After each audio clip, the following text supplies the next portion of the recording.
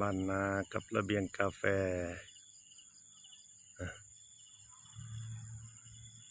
บรรยากาศนี่ครับท้องนาเขากำลังตั้งท้องมันปีกายในเวลานี้ตั้งท้องประมาณวันที่20 กว่าเนี่ยเขาเริ่ม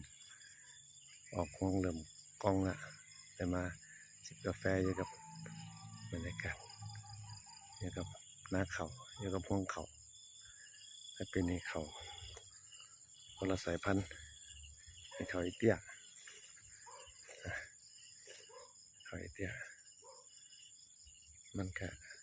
ให้ลำต้นเตี้ยๆแต่ว่ามันได้ความแข็งแรงเขาบ่ล้มมันจะไม่ล้มแล้วก็ให้ผลผลิตหลายกว่าพันธุ์เขาอย่างอื่นมาสนาตามที่ลุงกันที่ให้เหตุพันธุ์มาก็ถือว่าเป็นข้อมูลที่ดีมะพร้าวต้นนี้เป็นต้นแรกที่ออกจะได้กินมะพร้าวแล้วบัดนี้มะพร้าว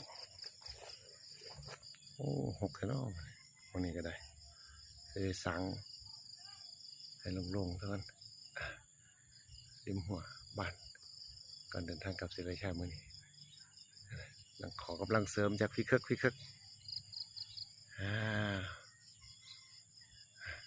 บรรยากาศอยู่กับบ้านอยู่กับนาก่อนเดินทางกลับศรีราชามื้อนี้วันที่6 ตุลาคม 2568ก็เป็นประมาณนี้บันทึกไว้ในความทรงจำบ้านนาเดือนตุลาปี68 6 ตุลาคม 2568